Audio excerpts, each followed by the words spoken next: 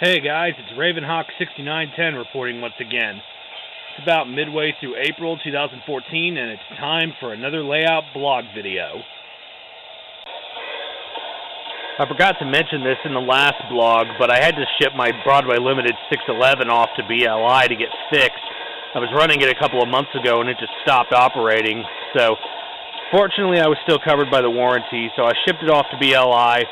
And they fixed it for me, and it just came back via UPS a few days ago. So, as you can see, it sounds great. It's running great. It can pull my excursion train, which I've added a couple of extra cars to it recently. Nothing new. I'm not going to go into detail on them. Just a couple of older cars that I fixed up and got back into operating condition. But anyways, the 611, she's looking good. She's running good, sounding good. And it's really getting me pumped since I'm going to Streamliner Fest in May, and I'm going to be able to see the real 611 in person. Haven't been able to see the 611 since 2006, so it'd be great to see her and get ready to fire up the real 611. But moving on, we got a few things to cover. Not too much happened this past month, but we do have some things to cover, so let's get right to it. I'm kind of avenging the fact that I lost my Admiral cab after the last blog video. So, this month I was finally able to take another Shapeways cab, which I got, and make myself an SD60E. And you might have seen it in one of my previous videos. So, this is the 6910, oddly enough. And to build this, I used a Proto 2000 SD60 frame and shell. This one's not powered. I'll probably get a powered frame for it eventually. The problem is, with the Proto 2000 frame, I would have to grind off part of the nose weight on the front because the cab won't slip over the weight. But this thing is about 80% complete. It's at a point where I can at least put it on the layout. I still need to add some MU hoses and some train line hoses, and then I need to put a plow on the front. And I need to get windshield wipers and cab window frames, things like that. But those can be just as time allows details, but at least I can run it.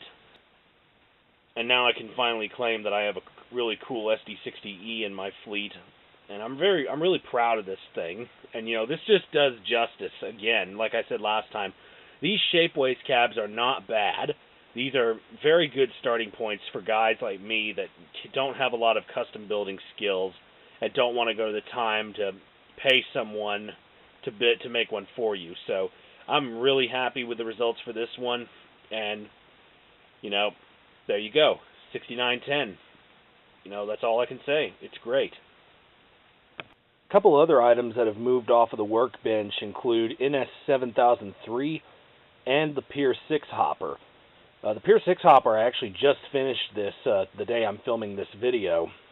So, I'm glad it finally came out, and the decals were a little tedious to work with because there were a lot of small ones, but it looks really great, as you can see. I'm really proud about how this thing came out. And the 7003, actually finished it by a little bit of dumb luck. I was cleaning under the table here, getting some junk thrown away, and came across a GP50 frame that I had from a prior build, and it fit perfectly. So, managed to get some couplers on it, and all I need to do now is just get the number boards put in, but that's easy. Here's just a quick close-up of the Peir 6 hopper for those of you that were interested in looking at it. Just so you know, these decals are available on eBay through a custom printer. I'll put the link to the description into the guy's store, but he has these for both HO and N scales. He also has the Norfolk Southern Veterans Unit. He has the Ringling Brothers and Barnum & Bailey Circus Train, if you guys want to model that. And I think he also has the Union Pacific Breast Cancer Unit and a couple of others. So if you guys want to check that out, I will throw the link into the D-bar down there. This month I've also added another car to my coal train. I think this is a roundhouse kit, Baltimore and Ohio XXX hopper. Normally I wouldn't throw something like this in, but I have two of these, and I just thought I'd have some fun. So I X'd out the B&O markings on the numbers just using a Sharpie, and I'm going to replace those with INTX marks. So just to have another lease car in my fleet. I've already got the two Clinchfields and the Southern Pacific one. So after I add this one, I'm probably not going to add any more lease cars to my fleet because I really don't want them to dominate. I want to have more NS cars than anything else since it is a Norfolk Southern train. But it is kind of neat, and it does add a little variety to the train. And just like the Peir 6 hopper, I forgot to mention, but if you notice, the wheels are more of a rust color. To get that effect, I use a Sharpie's painter's pen, just a brown one, and I just pop the wheels off and just color around the insides of the wheels. Don't do it on the flanged areas because if you do that, you'll get paint marks all over your track, and it will also get the tracks dirty, which will affect the current.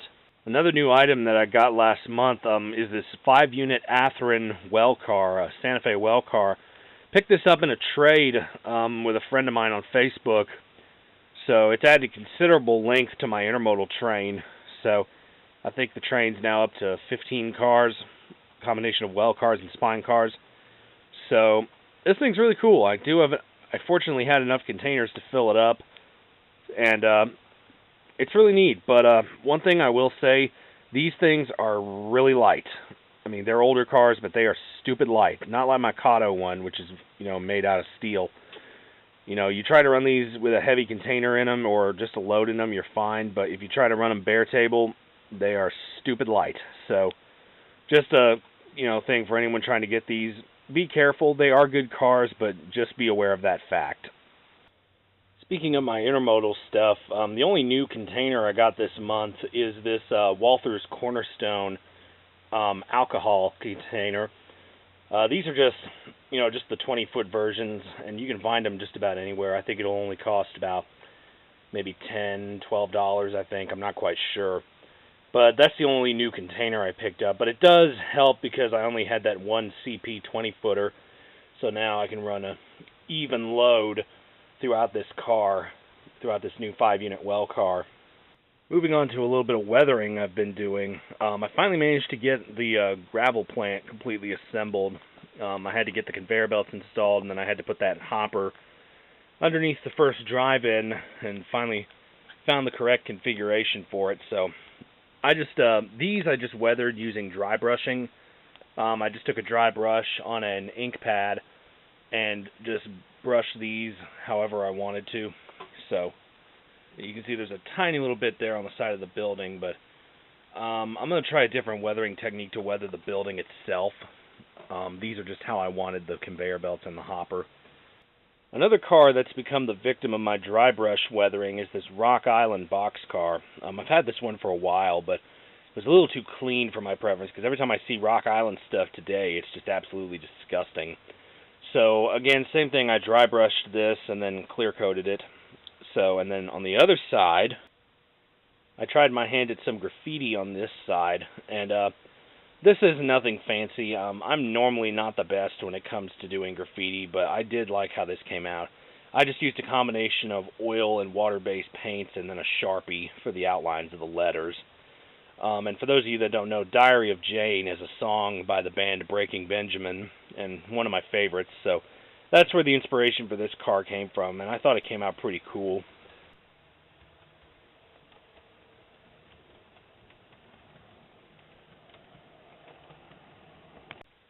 And so we move on to the last item on the list for this month, and rather an unusual one.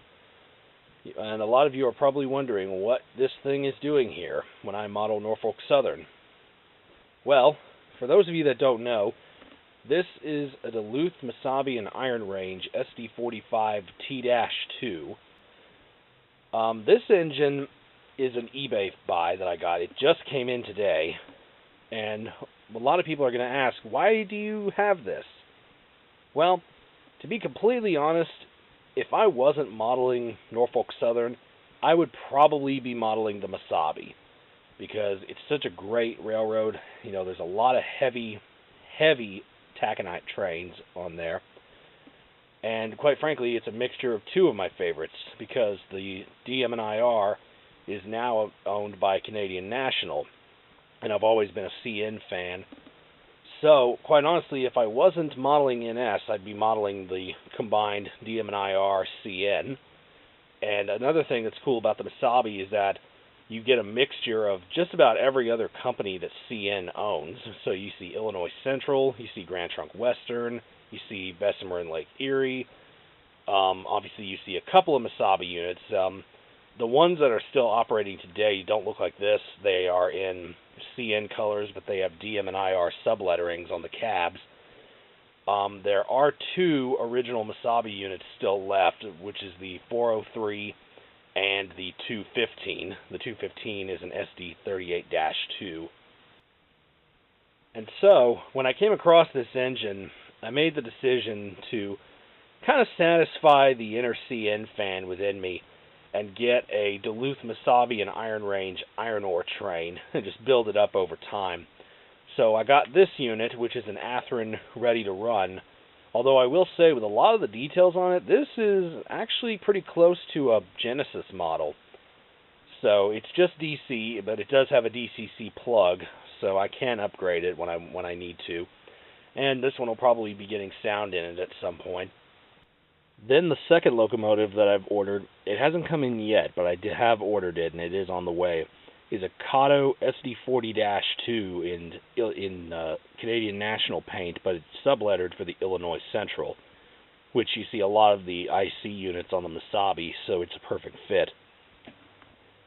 I would also like to get probably about maybe 100 taconite ore cars to go with this thing.